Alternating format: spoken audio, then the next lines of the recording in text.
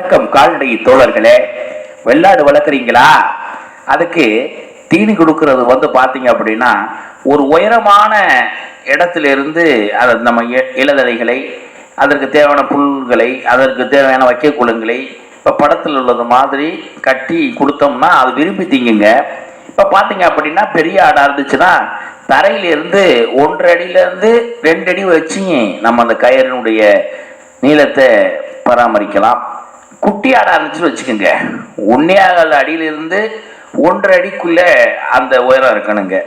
தீனி அது மாதிரி நம்ம தீனியை கொடுத்தோம்னா என்ன பயன் அப்படின்னா, தீவனம் வேஸ்ட் ஆகாது.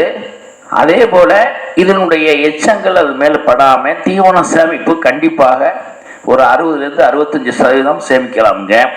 அதே போல் தொற்று நோய்கள், அதே போல் நுண்ணுயிர்கள், அதே போல்